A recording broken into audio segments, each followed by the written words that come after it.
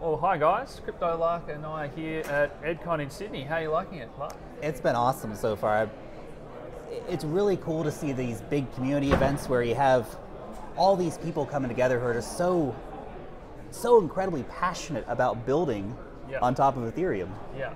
I think sometimes you hear about Ethereum and a few projects or a few of the scaling ideas maybe, but when you look at the speakers list, and there's literally probably 100 talks over 3 days about everything that's going on, there's more going on than even I could have imagined, I think.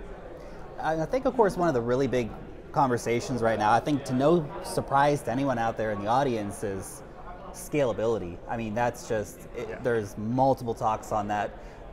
Sharding and ZK snarks and layer 2 solutions. It's such a big focus of what's happening right now in Ethereum. Yeah, and certainly one thing that I've learned is that we've got those sort of main scaling solutions, but then we have like 3 or 4 projects doing their own little versions of those. So we've probably got at least a dozen or more scaling solutions and teams working on all this stuff, and it's actually coming together, and they're talking, in the next few months, a lot of these are going to be working, which is awesome. So, yeah.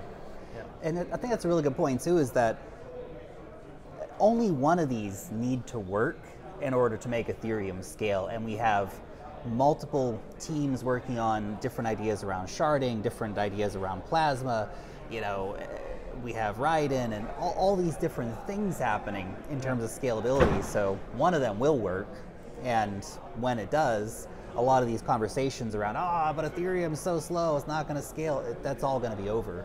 Any favorite projects or presentations you've seen so far that you loved? Or?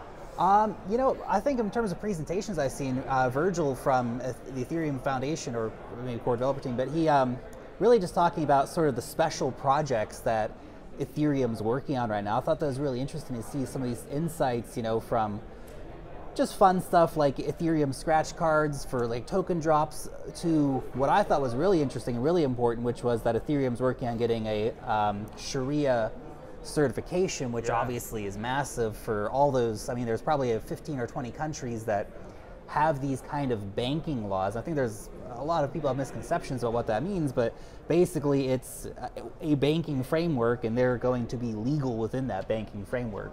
And for people at home, they're talking about that happening very soon. I think they said in the presentation next that few Ethereum months, will be Sharia compliant, so that's pretty cool.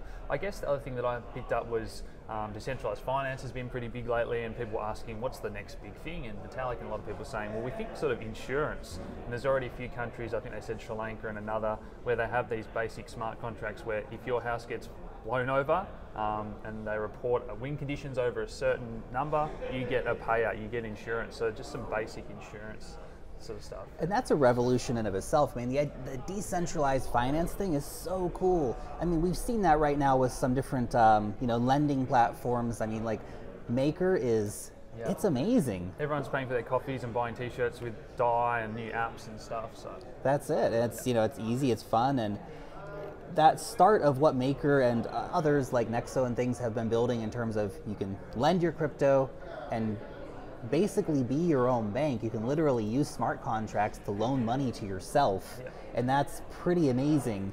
There's no banker to say, well, look at all your stuff here, and not like a bank's ever going to give you a loan based on your crypto assets anyway, right?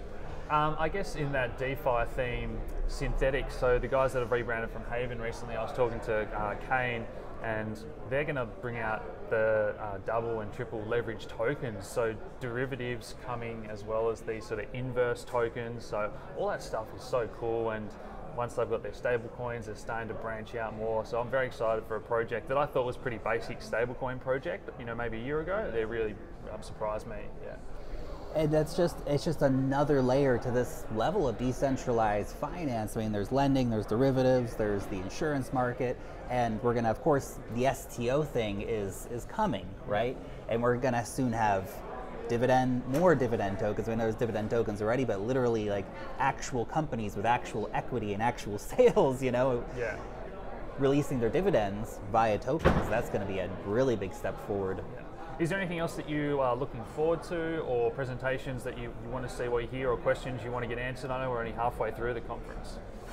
I think really one of the things I'm looking forward to, I mean, there's so many great chats. That's just super awesome to see all these intelligent conversations about Ethereum happening, but really just to, I think personally, I'm looking forward to the big event tonight, you know, our meetup, and just actually getting to meet the community, because it's awesome getting to meet developers and, you know, sit there with Vitalik and have him tell us about what's going on with Ethereum. But I'm super excited for our meetup tonight. Yeah, and have you had many in New Zealand, or what percentage of your followers? You must have a lot of Australians as well that you're looking forward to meeting.